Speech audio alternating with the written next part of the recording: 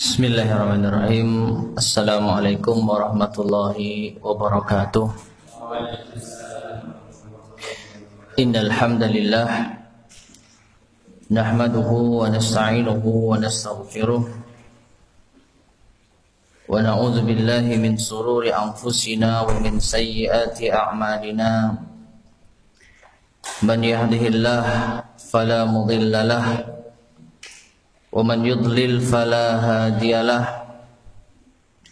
وأشهد أن لا إله إلا الله وحده لا شريك له وأشهد أن محمدا عبده ورسوله أما بعد. Ma'asyiral muslimin, para jamaah sekalian rahimani wa rahimakumullah.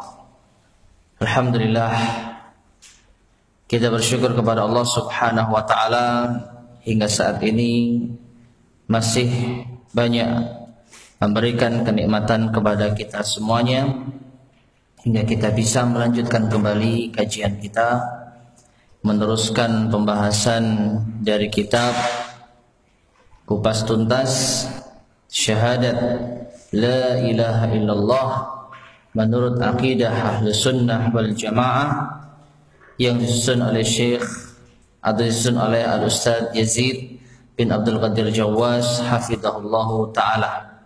Semoga apa yang telah kita kerahkan selama ini berupa waktu, tenaga, dan harta untuk menopang kajian kita yang rutin ini diberikan ganjaran oleh Allah Subhanahu wa ta'ala sehingga dapat memperberat timbangan amal kebaikan kita di akhirat kelak, di mana tidak ada yang bisa bermanfaat di hari kiamat nanti. Kata Allah Subhanahu wa taala, yauma la yanfa'u malun wala banun illa man atallaha biqalbin salim. Pada hari tidak ada manfaat harta maupun anak keturunan melainkan siapa yang datang bertemu dengan Allah membawa qalbun salim, hati yang selamat. Dan kalau harta itu kita gunakan saat ini, maka itu bisa bermanfaat bagi kita di akhirat kelak. Namun ketika kita sudah meninggal dunia, maka harta yang kita miliki tidaklah bermanfaat apa-apa. Taib, ma'asyiral muslimin, kita lanjutkan kembali meneruskan pembahasan ya di halaman 124. Setelah kita membahas tentang rukun kalimat la ilaha illallah, sekarang kita membahas tentang syarat kalimat la ilaha illallah. Rukun la ilaha illallah kemarin ada berapa? 2. Apa dan apa? An-nafyu dan al-isbat. An-nafyu artinya apa? Meniadakan segala sesembahan selain Allah. Al-isbat artinya menetapkan. Apa yang ditetapkan? Allah Subhanahu wa taala sajalah yang berhak untuk disembah atau diibadahi. Ini rukun dari la ilaha illallah. Adapun syarat-syaratnya yang kemarin telah kita mulai, yaitu dimulai dari yang pertama al-ilmu, mengetahui. Syarat la ilaha illallah yang pertama adalah mengetahui. Sebelumnya apa syarat dan apa rukun? Kemarin sempat dijelaskan ya. Perbedaannya apa? Persamaannya apa?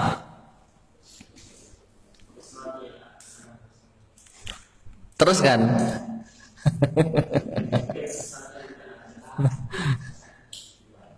Sesuatu ya, kalau di luar, kalau rukun di dalam. Nah, itu perbedaannya. Kalau syarat ada di luar dari inti ya pembahasan, kalau rukun di dalam inti pembahasan. Katakanlah ibadah, syarat di luar amalan. Ibadah itu sendiri, rukun ada di dalam amalan ibadah itu sendiri. Ini perbedaannya. Persamaannya sama-sama apa?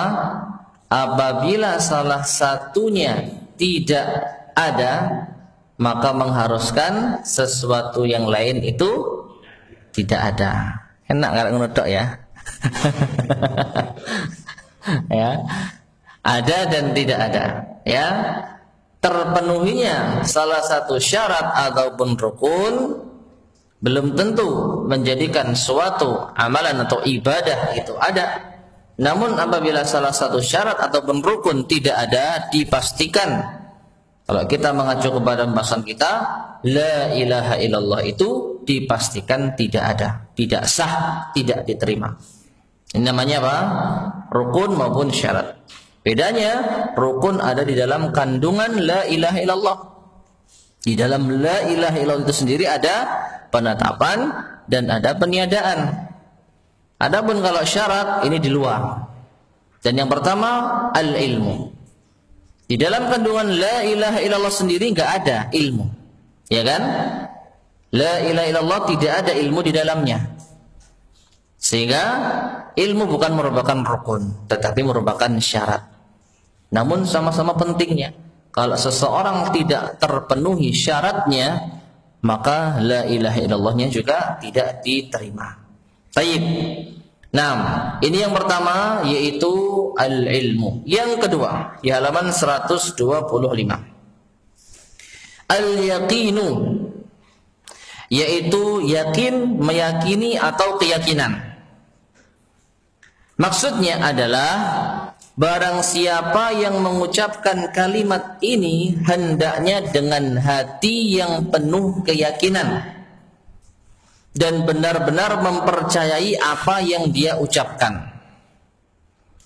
Ya, mempercayai apa yang dia ucapkan, bukan hanya ucapan tanpa keyakinan. Yaitu dia benar-benar yakin bahwa hanya Allah sajalah satu-satunya ilah, sesembahan yang berhak diibadahi dengan benar, serta dia benar-benar yakin bahwa tidak ada satu ilah pun yang berhak untuk diibadahi dengan benar selain Allah. Tidak ada satu sesembahan pun yang berhak untuk disembah dengan benar selain Allah. Inilah arti keyakinan yang termasuk di antara syarat la ilaha illallah. Dalilnya, karena ketika kita mengucapkan atau mengungkapkan sesuatu harus membawakan dalil. Inilah keunggulan agama kita. Makanya banyak Allah Subhanahu wa taala menantang orang-orang kufar, orang-orang musyrik dengan firman-Nya, "Qul hatu burhanakum in kuntum shadiqin." Ini dalilnya kita apa? Perlu untuk kritis. Katakan Muhammad kepada mereka, hatu burhanakum, datangkan burhan kalian. Apa burhan? Bukti, dalil yang menopang, dalil yang menguatkan keyakinan kalian. In kuntum shadiqin, jika kalian itu orang-orang yang benar. Jika memang benar kalian selama ini beragama, menyembah Tuhan-Tuhan, menyembah sesembahan-sesembahan selain Allah, datangkan buktinya. Ya, maka kita meminta dalil, ini ada dalilnya. Paham ya Pak ya? Meminta dalil itu ada dalilnya. Apa artinya? Ketika ada yang menganjurkan kita untuk mengamalkan sesuatu, mengajak kita untuk mengamalkan sesuatu, mengajak kita untuk melakukan sesuatu yang dinilai ibadah, tanya dalilnya. Dalilnya mana? Nah, pertanyaan semacam ini ada dalilnya. Qul hatu burhanakum in kuntum shadiqin. Banyak Allah Subhanahu wa taala mengulang hal tersebut. Memerintahkan kepada Rasulullah sallallahu alaihi wasallam untuk tanya kepada orang-orang Quraisy, jika kalian memang benar, datangkan dalilnya, datangkan buktinya. Maka kita pun juga harus siap untuk dibegitukan. Kita mengajak orang kepada sunnah, mengajak orang kepada tauhid, mengajak orang kepada akidah Ahlus Sunnah wal Jamaah yang sahihah. Harus siap, mana dalilnya? Misalnya ini, rukun ataupun syarat tauhid atau syarat la ilaha illallah ada 7. Ini Ustaz Yazid menyebutkan ada 8. Apa dalilnya? Ini kita bawakan. Ya, pembagian tauhid ada berapa? 3. Apa dalilnya? Kita bawakan. Kita harus siap karena agama kita tegak dengan dalil, tegak dengan bukti. Dengan inilah apa? Allah Subhanahu wa taala disembah. Dan ilmu inilah ya yang dinamakan atau dalil inilah yang akan menjadikan kita beragama di atas ilmu. Nah, dalil bahwasanya keyakinan termasuk syarat la ilaha illallah adalah sabda Nabi sallallahu alaihi wasallam sebagaimana yang diriwayatkan oleh Imam Muslim. Beliau sallallahu alaihi wasallam bersabda, "Asyhadu an la ilaha illallah wa anni rasulullah la yalqallaha bihima abdun ghaira syakin fihima illa dakhalal jannah." Yang artinya, barang siapa yang mengucapkan, titik-titiknya itu ya, barang siapa yang mengucapkan, aku bersaksi bahwasanya tidak ada ilah yang berhak diibadahi dengan benar selain Allah, dan bahwasanya aku Muhammad sallallahu alaihi wasallam adalah utusan Allah. Siapa yang mengucapkan ucapan itu, maka tidaklah seorang hamba menjumpai Allah dalam keyakinan tidak ragu terhadap kedua syahadat tersebut, melainkan ia masuk surga. Mana Pak sisi pendalilannya? Mana wajhud dalalah? Kalau kita berbicara dalil itu akan senantiasa menyinggung masalah wajhud dalalah. Karena apa? Tidak semua dalil itu benar. Ya. Makanya ketika kita akan mengamalkan sesuatu ataupun kita membahas sesuatu dengan ilmu, maka yang pertama kita harus benar dengan membawakan dalil dan pendalilannya juga benar. Ya. Pendalilannya apa? Harus benar. Dalilnya harus sahih dan juga pendalilannya juga harus sahih. Nah, ini baru diterima suatu dalil.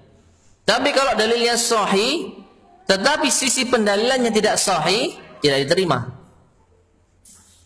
Tidak diterima. Contohnya apa contohnya? Dalil misalnya ditanya, apa dalilnya kita disyariatkan setiap makan membaca apa? Bismillah. Kalau mau makan baca bismillah. Ya, apa dalilnya? Dalilnya innamal a'malu binniyat. Dalilnya sahih enggak? Dalilnya innamal a'malu binniyat sahih enggak ini sebagai dalil atau sebagai hadis Nabi SAW? Sahih.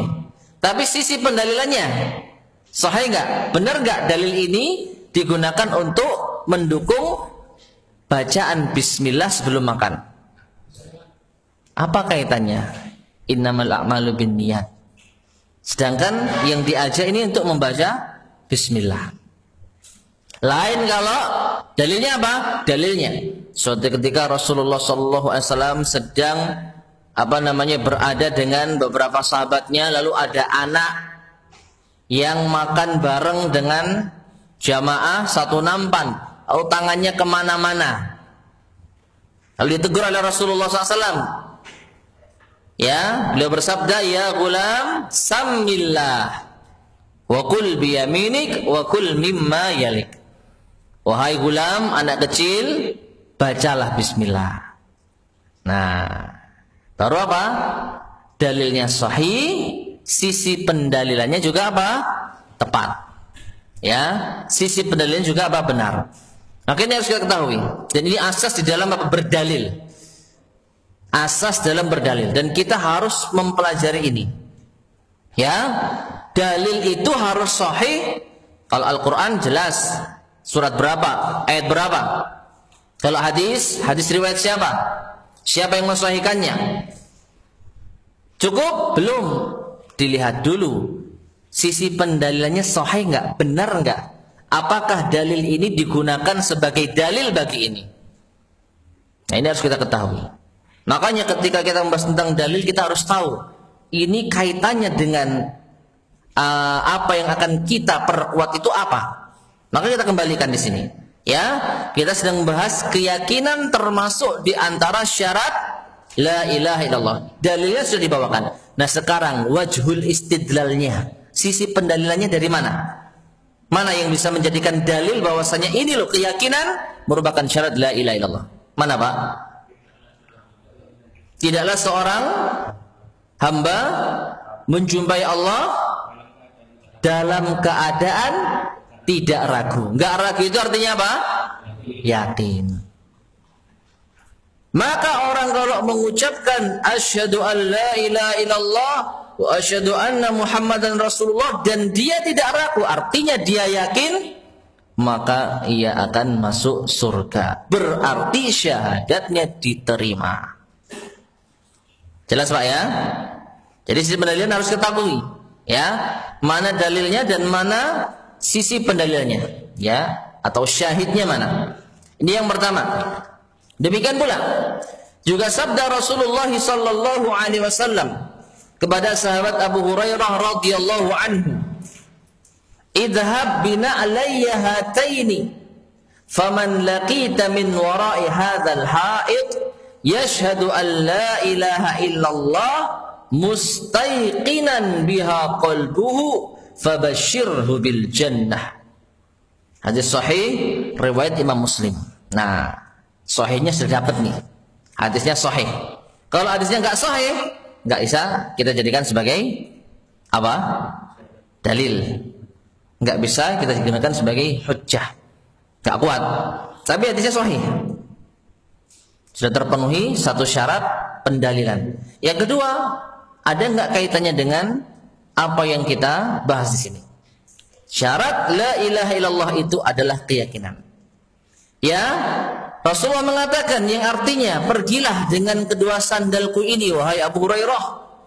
Maka siapa yang engkau jumpai, yang engkau temui di belakang kebun ini, yaitu orang yang bersaksi bahwa tidak ada ilah ya selain Allah, dengan senang hati yang meyakininya.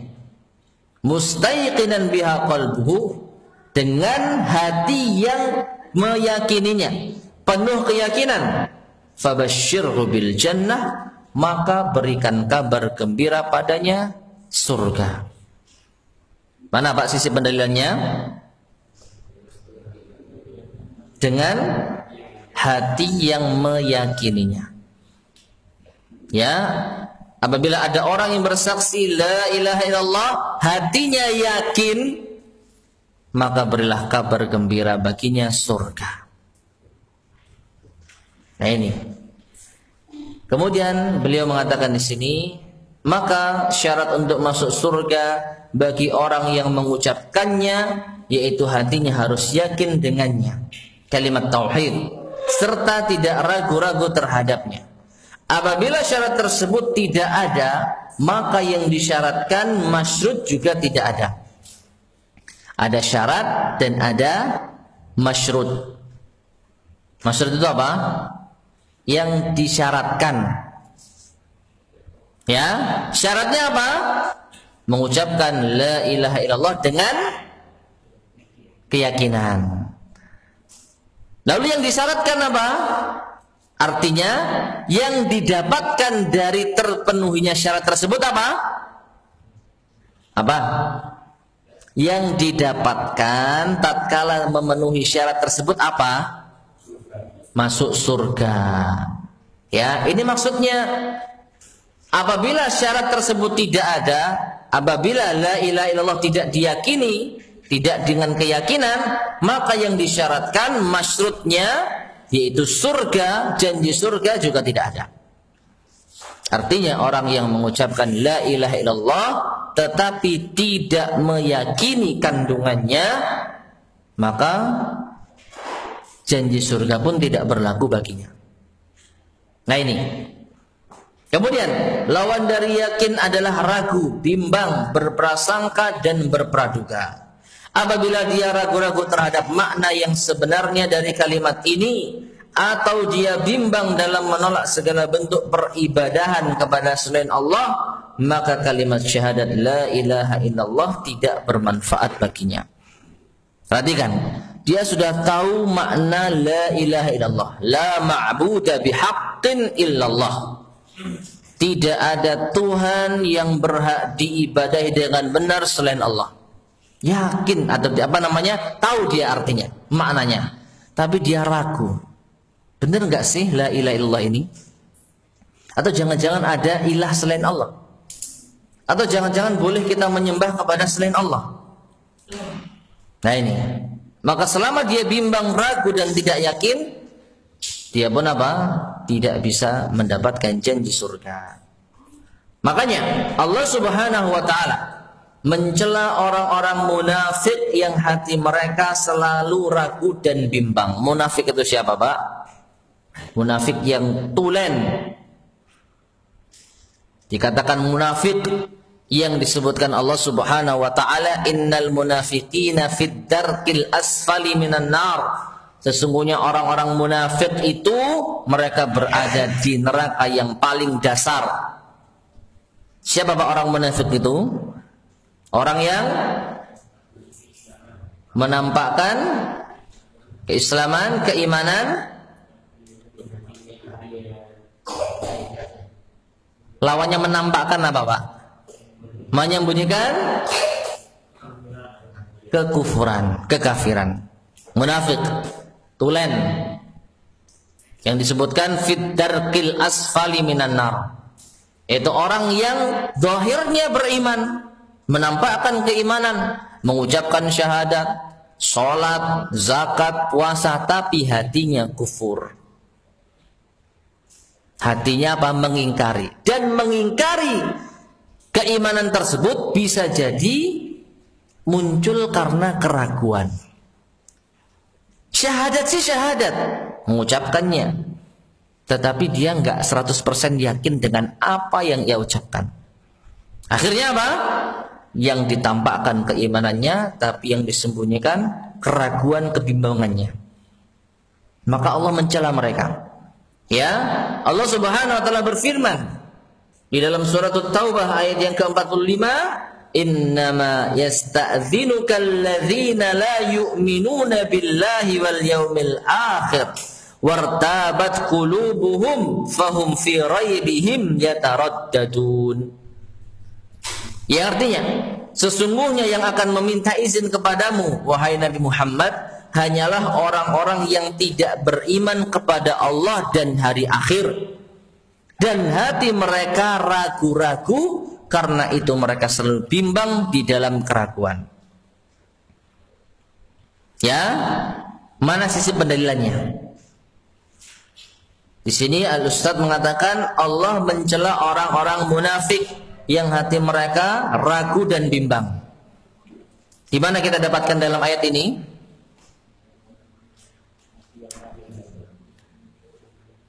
Dan hati mereka ragu-ragu. Ada apa dengan ragu-ragu?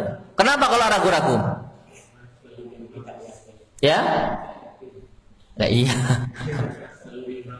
Iya. Lalu kalau bimbang dan ragu-ragu kenapa? Ada apa? Mana pencelaan terhadap ragu-ragunya? Nah ini harus paham nih. Gimana? Iya. Tapi di sini yang menunjukkan bahwasanya kalau ragu dan bimbang itu salah, nggak benar. Nah, sesungguhnya yang minta izin kepadamu adalah orang-orang yang tidak beriman.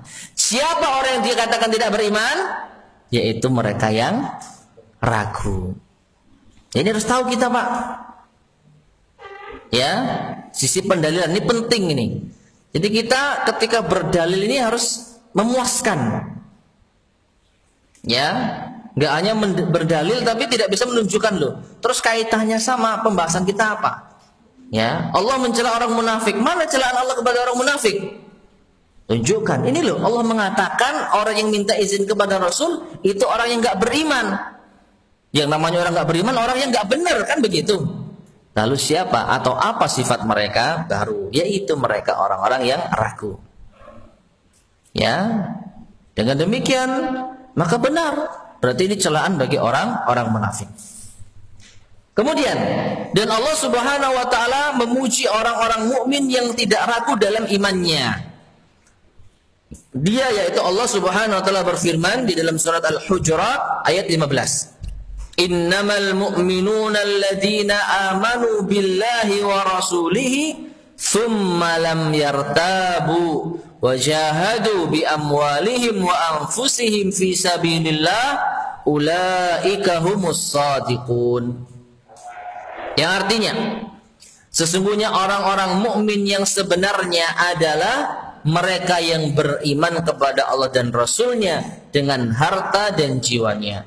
Kemudian mereka tidak ragu-ragu dan mereka berjihad di jalan Allah. Mereka itulah orang-orang yang as-shadiqun, yang jujur atau yang benar. Nah, di sini sekali lagi kita tanyakan, apa kaitannya? Mana pujian bagi Allah kepada orang yang gak ragu? Mana pujian? Mana sisi pendalilannya?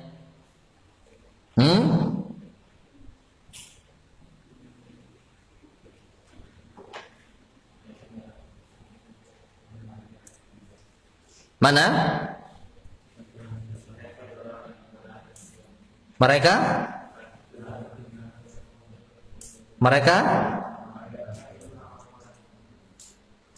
Mana toh?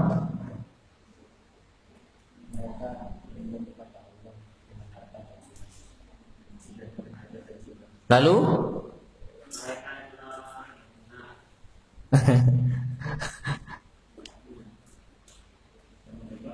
Seperti tadi ya, seperti tadi. Ya, orang yang ragu hati-hati mereka dikatakan oleh Allah sebagai orang yang tidak beriman. Nah, itu maksudnya.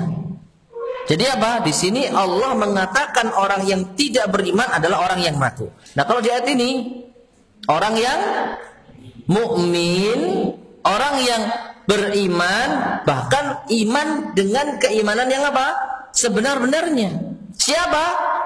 Yaitu mereka yang beriman kepada Allah dengan harta jiwa dan mereka tidak ragu.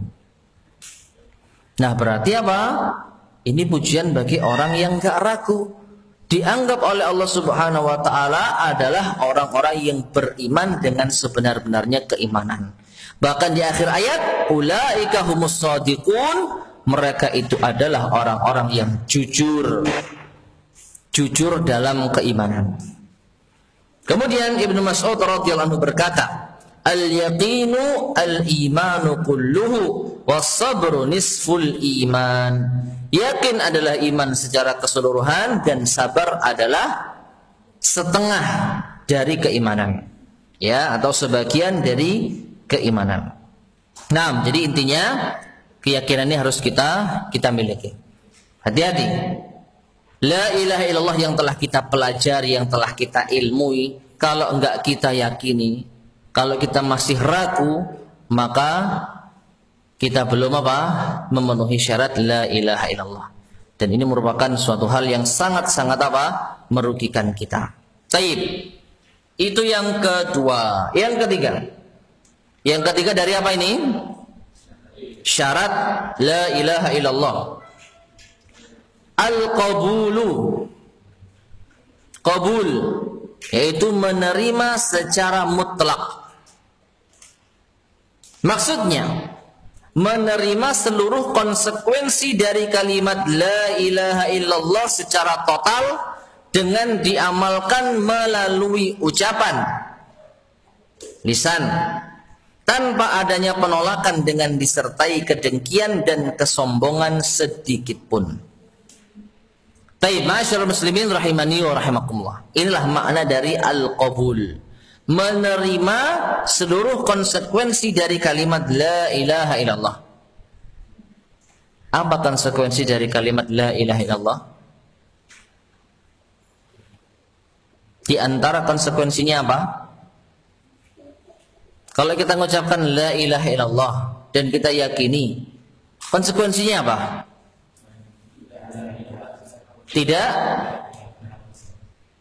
Tidak beribadah kepada selain Allah. Itu di antara konsekuensi yang jelas dan gamblang. Kalau sudah mengucapkan la ilaha illallah dan sudah mengilmui la ilaha illallah dan sudah yakin, maka tidak ada tempat bagi kesyirikan. Itu konsekuensi yang jelas. Maka ketika orang sudah mengucapkan dan mengilmui la ilaha illallah dan meyakininya, dia menerima. Oh, berarti la ilaha illallah ini enggak boleh syirik ya? Iya. Oke, saya terima. Saya akan tinggalkan kesyirikan-kesyirikan yang ada. Saya akan buang segala macam hal-hal yang bisa mendatangkan kesyirikan. Saya akan tolak segala macam ajakan-ajakan kepada kesyirikan. Nah, ini namanya menerima konsekuensi. Termasuk syarat. Termasuk syarat. Sehingga kalau orang mengucapkan la ilaha illallah, tahu maknanya, yakin dengan kandungannya, tapi masih nggak mau kalau disuruh meninggalkan syirik. Saya tahu la ilaha illallah itu artinya tidak ada ilah yang berhak disembah dengan benar kecuali Allah. Dan saya yakin itu yang benar. Tapi ya apa ya? Saya masih suka syirik ya. Misalnya gitu. Ya, saya kalau usaha nggak ke dukun, ya gimana ya? Jangan tahu sendirilah. Tahu saya paham, yakin la ilaha illallah itu benar. Tapi ya sudah seperti inilah saya. Kalau nggak pakai jimat itu gimana rasanya? Berarti dia belum menerima konsekuensi la ilaha illallah. Syaratnya tercoret dalam masalah keyakinan. Dalam masalah al-qabulnya. Nah, ini masyarakat muslimin rahimani wa rahimakumullah. Nah, kemudian Al-Ustadz hafizallahu menjelaskan di sini, para tokoh Yahudi maupun Nasrani telah mengetahui bahwa makna dari kalimat tauhid ini. Ya, Yahudi dan Nasrani tahu tentang kalimat tauhid ini. Namun mereka menolaknya disebabkan kesombongan dan kedengkian. Mereka tolak. Mereka tidak mau menerima. Mereka mengetahui, bahkan mengakui bahwa hanya Allah sajalah yang berhak diibadahi dengan benar. Dan mereka mengetahui tentang Nabi Muhammad sallallahu alaihi wasallam dengan baik sebagaimana mereka mengenal anak-anak mereka. Ini perumpamaan yang luar biasa. Anak-anak kita nggak mungkin kita ini apa? Sampai lupa. Ya, kita pasti mengenal anak-anak kita. Nah, digambarkan bahwasanya orang Yahudi dan orang Nasrani itu mengenal Rasulullah, mengenal Muhammad sebagai Rasulullah, ibarat mereka mengenal anak-anak mereka sendiri. Namun mereka menolaknya. Dalilnya di dalam surat Al-Baqarah ayat 109. Allah Subhanahu wa taala berfirman, "Wadda katsirum min ahlil kitabi law yaruddunakum min ba'di imanikum kuffaran hasada min indi anfusihim min ba'di ma tabayyana lahumul haqq fa'fu wasfahu hatta ya'tiyallahu bi amri innallaha ala kulli syai'in qadir." Yang artinya, banyak di antara ahli kitab menginginkan sekiranya mereka, ya, ahli kitab dapat mengembalikan engkau wahai Muhammad, dapat mengembalikan kalian wahai orang yang beriman setelah kalian beriman menjadi kafir kembali. Ya, jadi kebanyakan ahli kitab ingin agar orang-orang yang beriman kembali kufur. Walan tarda ankal yahudu walan nasara hatta tattabi'a millatahum. Dan tidak akan ridha Yahudi dan Nasrani hingga engkau wahai Muhammad mengikuti ajaran mereka. Lepas itu keimanan dan kembali kepada kekufuran. Nah ini, hasadan min indi anfusihim. Karena apa? Karena rasa dengki dalam diri mereka.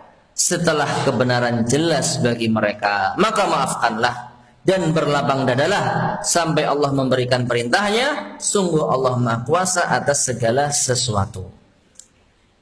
Baik. Lagi. Dalilnya sahih Al-Quran. Dalil apa ini? Dalil bahwasanya Yahudi dan Nasrani itu tahu kebenaran, tahu akan la ilaha illallah, tahu akan kerasulan Muhammad sallallahu alaihi wasallam, tetapi mereka menolaknya. Mana ayat ini yang menunjukkan akan hal itu? Setelah kebenaran jelas bagi mereka. Mim ba'di ma tabayyana lahumul haq, setelah jelas bagi mereka kebenaran. Ya, setelah jelas bagi mereka kebenaran.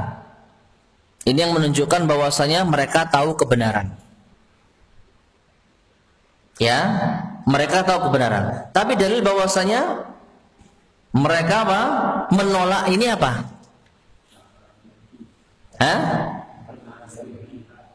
Sebelumnya apa? Mereka ingin agar kalian kembali kufur. Kalau sekiranya mereka ini tahu kebenaran dan menerima kebenaran, tentu mereka akan ikut beriman. Tapi karena mereka menginginkan kalian, wahai umat Islam, wahai orang-orang yang beriman, kembali kufur, berarti mereka menolak keimanan kalian. Paham ya? Jadi mereka menolak keimanan sehingga mereka menginginkan kalian kembali kufur. Padahal sudah jelas kebenaran itu datang kepada mereka. Nah ini. Ya. Jadi dalam ayat ini ada dua sisi pendalilan tadi yang kita sebutkan. Yang pertama, dalil bahwasanya mereka menolak kebenaran. Ada pada wadda katsirun min ahlil kitab law yaruddukum min ba'di imanikum kuffara. Orang ahli kitab kebanyakan itu ingin agar kalian kufur setelah beriman. Ya, berarti mereka enggak mau beriman. Mereka inginnya kalian kufur. Adapun dalil bahwasanya mereka tahu kebenaran, min ba'di ma tabayyana lahumul haq. Setelah jelas kebenaran itu datang kepada mereka. Nah, jadi artinya menolak kebenaran, menolak la ilaha illallah ini termasuk di antara yang menggugurkan syarat diterimanya la ilaha. Tahu, harus diyakini dan harus diamalkan konsekuensinya. Baik, kemudian demikian pula kaum musyrikin. Kalau tadi apa tadi? Yahudi dan Nasrani. Ya. Demikian pula kaum musyrikin. Meskipun ma'asyiral muslimin rahimani wa rahimakumullah, terkadang ya kalau kita jumpai ayat-ayat yang terkait dengan orang-orang musyrik, terkadang Yahudi dan Nasrani itu masuk. Terkadang Yahudi dan Nasrani itu masuk. Masuk apa? Masuk golongan orang-orang musyrik.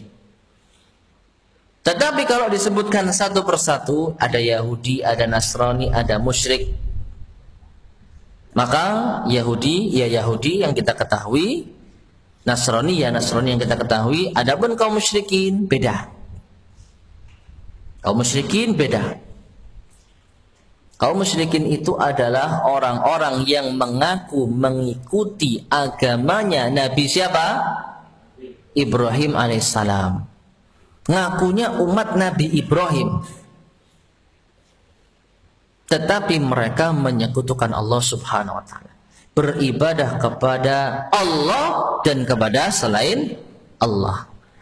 Makanya dinamakan apa? Musyrik.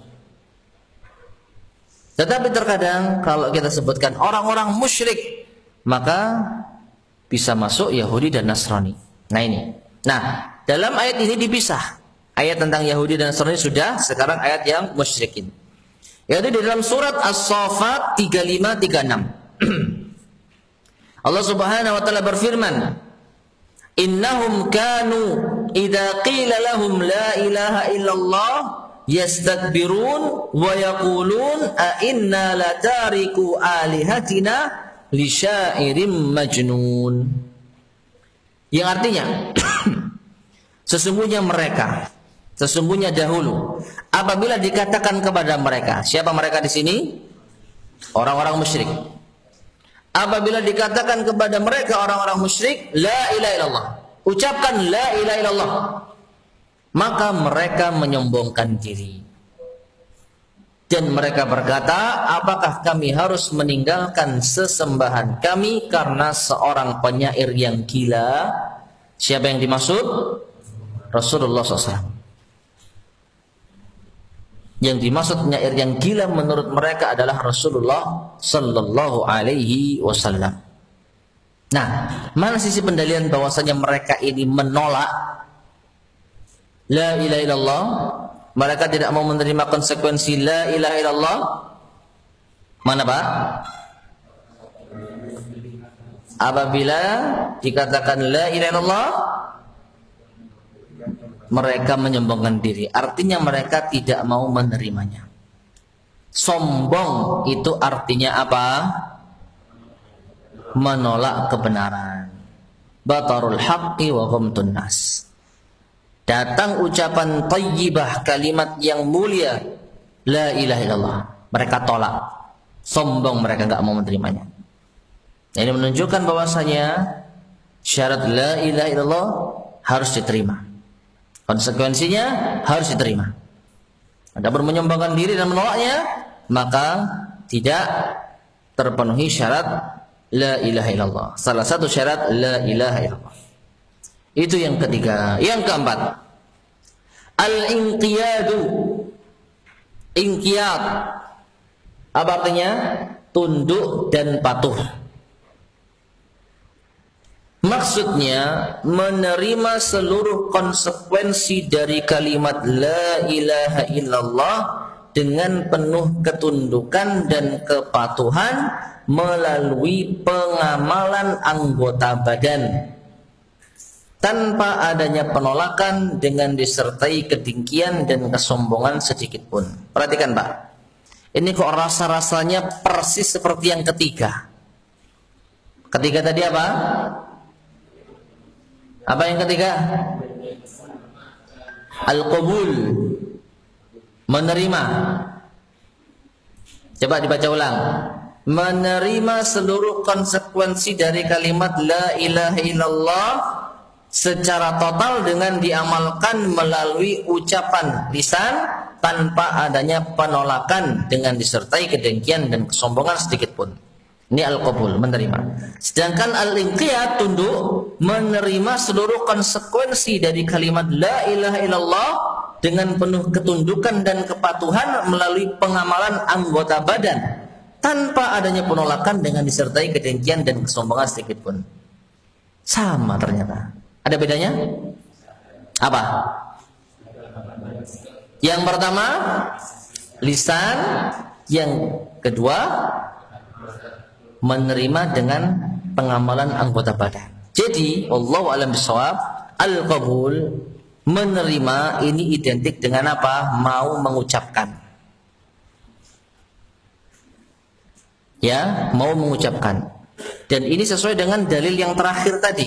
Innahum kanu idza qila lahum la ilaha illallah yastakbirun.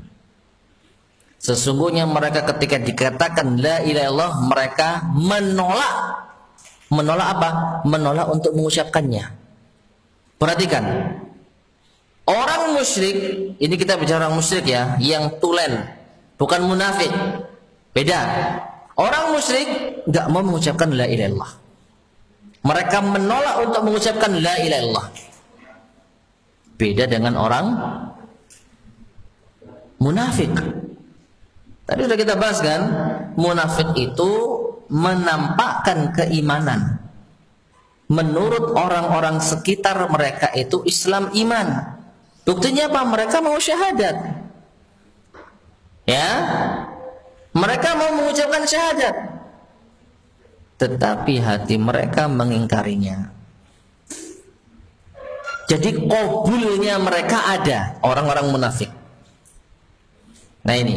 Nah, makanya pada ayat yang terakhir tadi yang kita baca, As-Saffat 35-36, yang dimaksud yastakbirun, orang-orang yang menyombongkan diri, menolak, itu artinya menolak mengucapkan.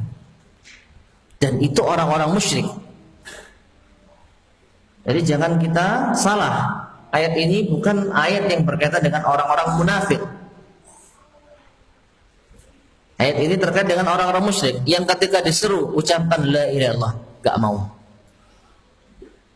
Alasannya gak mau apa?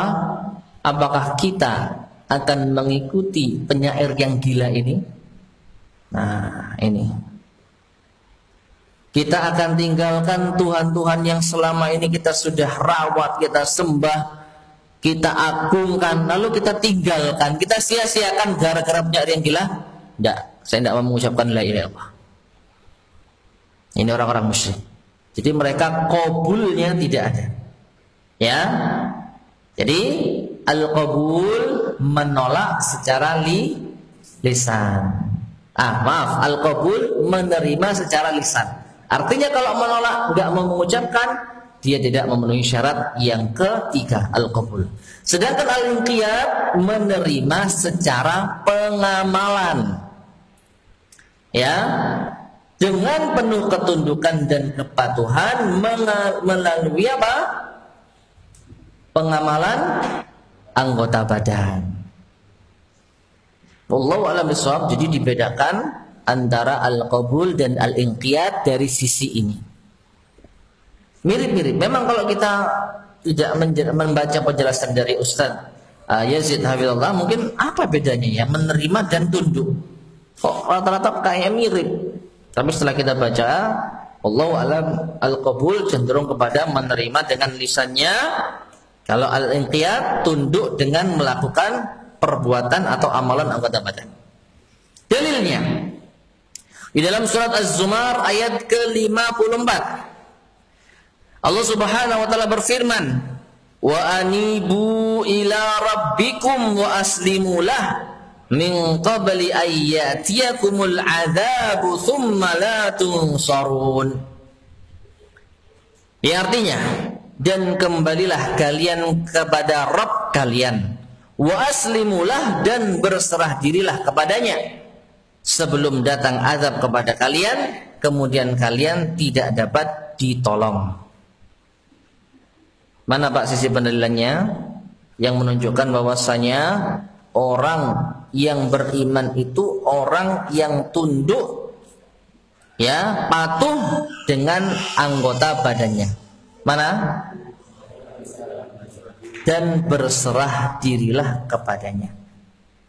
Artinya, orang kalau beriman kepada Allah, mengucapkan kalimatul la ilaha illallah, dan dia pasrah, dia tunduk dan patuh terhadap konsekuensinya, maka apa? Dia akan mendapatkan perlindungan dari siksa Allah Subhanahu wa taala. Karena apa? Konsekuensi dari ayat ini, jika kalian tidak kembali kepada Tuhan kalian dan kalian tidak berserah diri, tidak patuh tunduk kepada Tuhan kalian, maka ketika azab datang kalian akan tidak bisa ditolong. Namun sebaliknya, karena kalian apa? Berserah diri, maka insya Allah akan ditolong oleh Allah Subhanahu wa taala.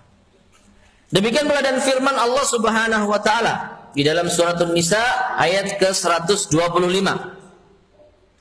Wa man ahsanu dinan mimman aslama wajhahu lillah wa huwa muhsinun wattaba'a millata Ibrahim hanifa wattakhadallahu Ibrahim khalilah.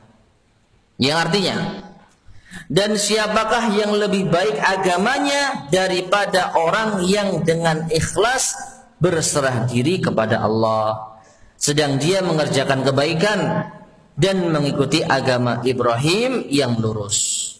Dan Allah telah memilih Ibrahim sebagai kesayangannya atau kekasihnya. Surat An-Nisa ayat 125. Mana sisi pendalilannya yang menunjukkan bahwasanya orang yang tunduk terhadap konsekuensi La ilaha illallah, dia telah memenuhi syarat la ilaha illallah. Mana? Dengan ikhlas berserah diri kepada Allah. Disebutkan apa? Yaitu orang yang paling baik agamanya. Jadi artinya apa? Tidak ada orang yang paling baik agamanya. Orang yang paling baik agamanya berarti orang yang beriman, yang paling beriman. Tidak ada orang yang paling beriman dibandingkan dengan orang yang ikhlas berserah diri kepada Allah, tunduk kepada Allah. Nah, ini sisi pendalilan bahwasanya di antara syarat la ilaha illallah itu harus tunduk dan patuh. Demikian pula firman Allah Subhanahu wa taala di dalam surat Luqman ayat ke-22. Wa may yuslim wajhahu ila Allah wa huwa muhsinun faqad istamsaka bil urwatil wusqa wa ila Allahi aqibatul umur. Yang artinya, dan barang siapa yang berserah diri kepada Allah sedangkan dia orang yang berbuat kebaikan, maka sesungguhnya ia telah berpegang kepada tali yang kokoh. Hanya kepada Allah lah kesudahan segala urusan. Mana sisi pendalilannya? Dan barang siapa yang berserah diri kepada Allah. Kenapa dengan orang yang berserah diri kepada Allah? Kenapa dengan orang yang tunduk dan patuh kepada Allah? Disebutkan bahwasanya ia adalah orang yang telah berpegang dengan tali yang kokoh. Al-urwatul wusqa. Siapa yang ingat al-urwatul wusqa ini tafsirannya apa? Faqad istamsaka bil urwatil wusqa. Maka sungguh ia telah berpegang teguh kepada tali yang kokoh. Apa tafsir dari tali yang kokoh? Ada yang ingat gak? Iya, apa itu? Tali yang kokoh itu apa yang dimaksud?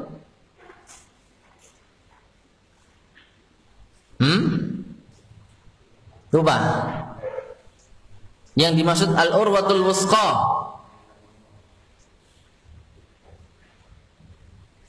Berpegang dengan tali yang kokoh. Seperti ya ketika kita membaca firman Allah Subhanahu wa taala, ihdinas siratal mustaqim.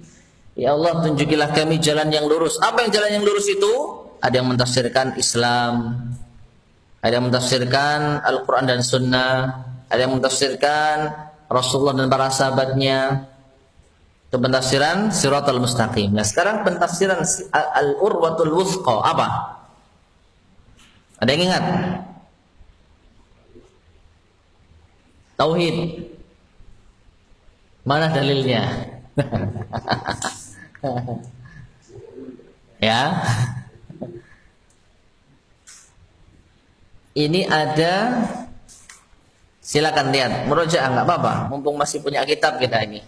Ya, masih bisa baca. Perhatikan. Halaman berapa? 81. Nah, ini. Nah, nomor 9, halaman 81. Kalimat la ilaha illallah adalah al-urwatul wusqa, tali yang sangat kuat. Ya. Loh, ini kata siapa? Halaman 82. Yang dimaksud dengan al-urwatul wusqa adalah kalimat tauhid la ilaha illallah, sebagaimana yang dikatakan oleh Sa'id ibn Jubair dan At-Tahab rahimahumallah. Nah, ini pentafsirnya salaf. Bukan kita yang mentafsirkan. Ya, kita hanya menukilkan. Kita hanya membawakan tafsir para ulama salaf tentang al-urwatul wusqa adalah la ilaha illallah. Dan kita harus hati-hati. Ya, apa artinya hati-hati? Jangan kita gegabah. Rasulullah mentafsirkan al-urwatul wusqa dengan apa? La ilaha illallah. Padahal ini penafsirannya siapa? Sa'id bin Jubair dan At-Tahab. Bukan pentafsiran Rasulullah, pentafsiran salaf. Ya, Makanya kalau kita nggak yakin terhadap sesuatu, jangan sekali-kali kita berani gegabah menyandarkan kepada Rasulullah SAW. Memang kita harus semangat untuk mengikuti sunnah. Kita harus berusaha untuk mengembalikan semua perilaku dan amalan kita kepada Rasulullah SAW. Tapi kalau Rasulullah SAW tidak mengamalkannya, tidak mengucapkannya, hati-hati. Ingat ancaman dari sabda Rasulullah SAW, "Wa man kadzaba 'alayya muta'ammidan falyatabawwa maq'adahu minan nar." Barang siapa yang berdusta secara sengaja atas namaku, maka siapkan tempat duduknya di mana? Di neraka. Ya, maka kita kembali kepada sunnah, kembali kepada Al-Quran dan sunnah dengan paman salaf, wajib. Tapi jangan sampai kita gegabah mengucap karena semangatnya kita apa? Kita sampai berani ya menyandarkan sesuatu yang ternyata itu bukan bersumber dari Rasulullah SAW. Mungkin kalau kita mau kasih contoh, misal nih, ketika kita hari raya, yang disunahkan itu membaca apa? Mengucapkan apa? Doa apa? Hari raya? Kak Toriyo entah iki. Hah? Taqabbalallahu minna wa minkum. Artinya apa? Semoga Allah menerima amal ibadah kami dan kalian. Ada orang yang sudah biasa mengucapkan mohon maaf lahir batin. Lalu kita sanggah, loh sunnahnya itu taqabbalallahu minkum. Rasulullah bersabda demikian. Nah, ya, yang kita tahu itu adalah sunnah. Lalu kita simpulkan, ini sabdanya Rasulullah. Pas ditanya mana dalilnya, telah gepen. Karena nggak pernah Rasulullah disebutkan beliau mengucapkan hal tersebut. Ini adalah amalannya para sahabat, para salaf. Ya, jadi para salaf terdahulu terbiasa mengucapkan taqabbalallahu minna wa minkum terhadap sesama mereka. Ya, sehingga apa? Kita walaupun kita semangat dalam mengikuti sunnah, ya cukup katakan saja ini adalah amalan yang diamalkan para salaf. Jangan gegabah. Rasulullah mengucapkan itu. Nah ini. Karena ketika kita tanya dalilnya di kitab apa? Nah, hadisnya riwayat siapa? Baru kita tanya, Ustadz saya ditanya begini, saya jawab begini. Ustadz sing puyeng. Awakmu sing salah kok, ya. Aku kesalahanmu. Nah, makanya ini pentingnya ilmu. Jadi sesuatu yang kita nggak tahu pasti ini bersumber dari Rasulullah SAW, mending kita katakan wallahu alam. Yang saya tahu ini diamalkan oleh salaf, itu selesai. Nah ini, demikian pula al-urwatul wusqa. Kita pernah ngaji bareng ini ya. Al-urwatul wusqa itu apa? Oh tafsirannya Rasulullah itu la ilaha illallah. Subhanallah. Mana Rasulullah mentafsirkan la ilaha illallah? Buka-buka, alah duduk Rasulullah tiba-tiba. Sa'id bin Jubair at-Tuhaq. Ini kayak sok ngapal, wis ucapkan tafsiran salaf. Iki sahabat atau tabiin bingung-bingung salaf. Karena salaf itu apa? Generasi terbaik. Ya, ini lebih aman. Kita harus pintar berkata loh ya. Jangan gegabah dalam mentakyin sesuatu, dalam memastikan sesuatu. Kalau nggak tahu, mending kita bahasakan dengan bahasa yang umum. Ini tafsirnya para salaf. Ya, nah ini. Jadi al-urwatul wusqa ditafsirkan oleh para salaf dengan la ilaha illallah. Nah, sehingga orang yang tunduk menyerahkan dirinya, menyerahkan wajahnya kepada Allah, maka dialah yang telah berpegang teguh dengan al-urwatul wusqa dan ditafsirkan yaitu la ilaha illallah. Nah, inilah yang dimaksud inqiyad, tunduk dan patuh kepada Allah Subhanahu wa taala dengan hanya beribadah kepadanya. Adapun yang dimaksud dengan inqiyad kepada Nabi sallallahu alaihi wasallam adalah dengan menerima sunnah-sunnah beliau, melaksanakan ajaran yang dibawa beliau, dan ridha atas hukum yang diputuskan beliau. Menguatkan sekali lagi, yang dimaksud inqiyad, tunduk dan patuh, ini dari segi amal, perbuatan. Ya, patuh kepada Allah, yaitu beribadah hanya kepadanya. Patuh kepada Rasulullah, menerima sunnahnya. Dan yang terakhir, dalil bahwasanya di antara syarat la ilaha illallah itu adalah dengan tunduk dan patuh, firman Allah Subhanahu wa taala di dalam surat An-Nisa ayat 65. Fala wa rabbika la yu'minuna hatta yuhakkimuka fima syajara bainahum thumma la yajidu fi anfusihim harajan mimma qadaita wa yusallimu taslima. Yang artinya, maka demi Rabbmu, demi Allah, mereka tidak beriman sebelum mereka menjadikan engkau wahai Muhammad sebagai hakim, pemberi keputusan dalam perkara yang mereka perselisihkan, sehingga tidak ada rasa keberatan dalam hati mereka terhadap putusan yang kau berikan, dan mereka menerima dengan sepenuhnya. Mana sisi pendalilannya? Bahwasanya iman kepada Allah, ya, perhatikan, fala wa rabbika la yu'minun, demi Rabbmu mereka tidak dikatakan beriman. Nih, penting nih. Mereka tidak dikatakan beriman sampai apa? Sampai ini. Sampai apa? Yang pertama, menjadikan Rasul sebagai hakim.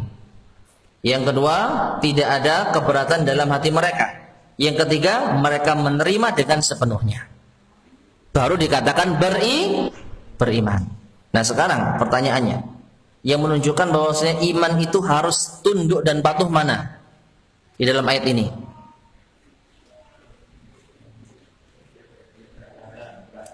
Dan tidak ada rasa keberatan dalam hati mereka. Ini menerima. Ada yang tunduknya. Dan mereka menerima dengan sepenuhnya. Wa yusallimu taslima, dan mereka taslim. Yusallimu taslim itu artinya apa? Pasrah. Sama seperti yang tadi. Wa may yuslim wajhahu, siapa yang berserah diri kepada Allah, ya, memasrahkan dirinya, menyerahkan dirinya, tunduk kepadanya. Sehingga orang yang mau menjadikan Rasul sebagai hakim, orang yang tidak ada dalam diri mereka ini keberatan, dan orang yang tunduk pasrah terhadap konsekuensi la ilaha illallah, mereka adalah orang-orang yang beriman. Maka sebagai syarat kebenaran iman mereka adalah benar-benar patuh terhadap hukumnya, atau tunduk dan patuh terhadap ajaran yang dibawa Nabi Sallallahu Alaihi Wasallam dari Rabbnya Subhanahu Wa Taala. Dan ini adalah syarat yang keempat. Tayyib ma'asyiral muslimin rahimani wa rahimakumullah. Mungkin ini yang bisa kita sampaikan pada pertemuan kita di malam hari ini. Pelan-pelan saja. Yang penting apa? Setiap ayat yang kita bacakan kita paham dan kita mengetahui sisi pendalilannya. Ini insya Allah lebih bermanfaat daripada kita ngebut tapi kurang masuk di dalam pemahaman kita. Sebelum kita akhiri, barangkali ada yang mau ditambahkan, disampaikan, ditanyakan, fadhol silakan. Ya.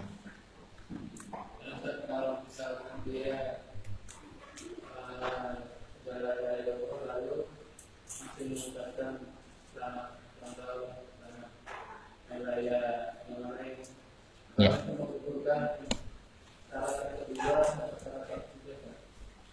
Dilihat apakah dia mengucapkan itu dengan keyakinan atau tidak. Sebagaimana kita mengucapkan la ilaha illallah dengan keyakinan atau tidak. Maka demikian orang yang mengucapkan kalimat kufur, hati-hati, belum tentu dia meyakini kalimat kufur. Karena ada kalanya orang mengucapkan kalimat kufur karena kebodohan, karena paksaan. Di antara yang Allah Subhanahu wa taala maklumi adalah orang yang mengucapkan kalimat kufur karena paksaan. Illa man ukriha wa qalbuhu mutmainnun bil iman. Ya, pada dasarnya orang yang mengucapkan kalimat kekufuran itu berdosa.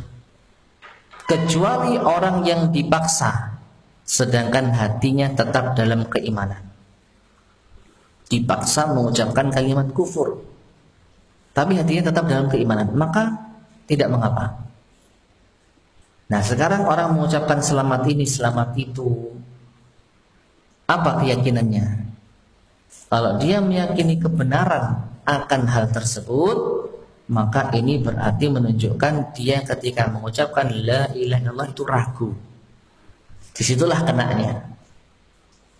Disitulah poinnya. Maka kita nggak bisa menghukumi setelah kita apa? Tabayyun, tasabbut.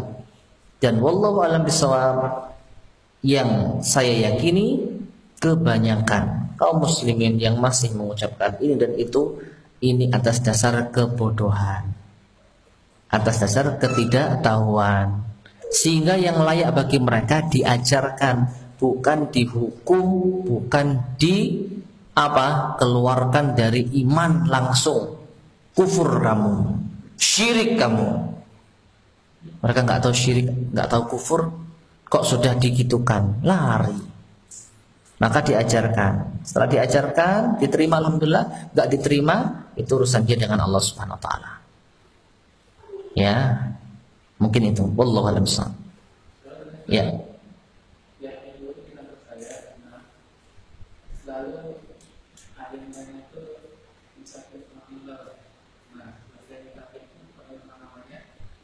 Ulang tahun itu ke depan, nanti kita ulang mereka juga. Nah, saya tuh kenapa selamat juga mau kabur pun nggak bisa. Ya, beda ya, beda. Yang tadi saya maksud itu kalimat kekufuran itu benar-benar menunjukkan kufur kepada Allah. Ya. Menunjukkan kalimat kufur kepada Allah. Adapun ulang tahun, apa hukumnya? Nah, ini perlu kita analisa dulu. Apakah dalam mengatakan selamat ulang tahun itu ada bentuk kesyirikan dan kekufuran?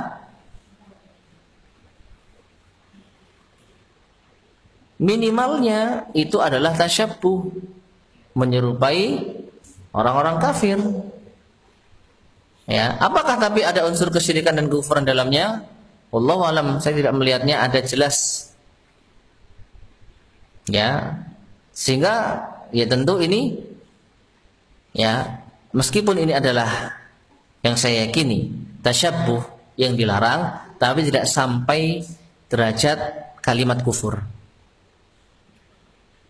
Bagaimana solusinya?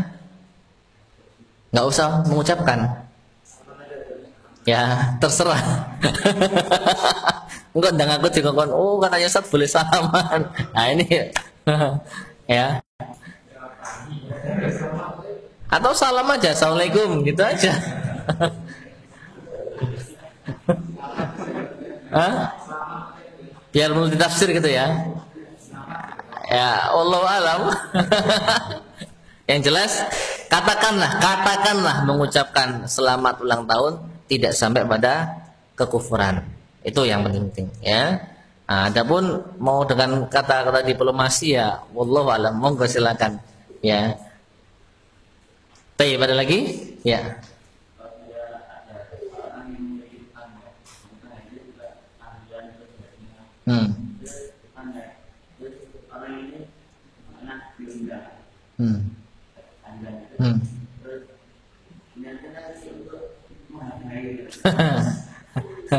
Niatnya menghargai. Taib. Sebagai kaidah umum, sesuatu yang itu adalah suatu kemungkaran, sesuatu yang di situ ada unsur maksiat, maka tidak dilihat niat. Tidak dilihat niat. Innamal a'malu binniyat. Ini hanya berlaku pada perkara-perkara mubah. Ketika kita mengerjakan amalan yang mubah, mubah itu artinya apa? Boleh. Lalu kita niatkan ini untuk ibadah, ini untuk cari pahala, ini untuk menyenangkan orang tua, ini untuk membuat kawan tersenyum. Disitulah letak pahala. Tapi kalau suatu maksiat tidak dilihat niatnya.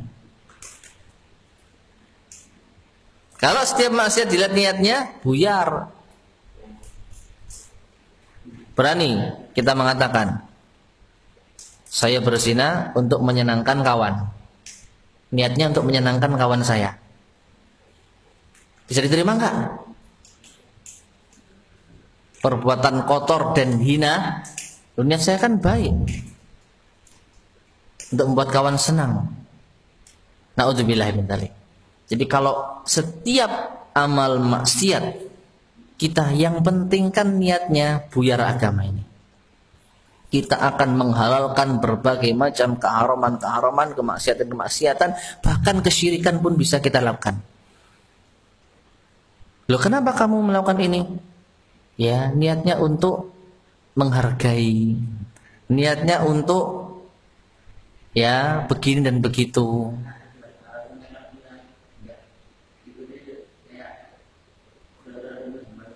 Ya, ini tantangannya. Memang begitu. Dan ini kita kembalikan kepada keyakinan kita, kekuatan iman kita. Yang jelas, kalaupun kita terpaksa hadir, jangan merasa niat saya nggak apa-apa kok, niat saya cuman ini toh. Jangan. Itu artinya kita membenarkan perbuatan kita. Harusnya kalau memang kita benar-benar gak mampu, ya kita ngaku salah. Dosa ini dosa, gak benar. Itu ada dalam hati kita. Itu jauh lebih baik daripada kemana kamu ke sana? Loh, gak boleh itu. Tidak ada tuntunannya.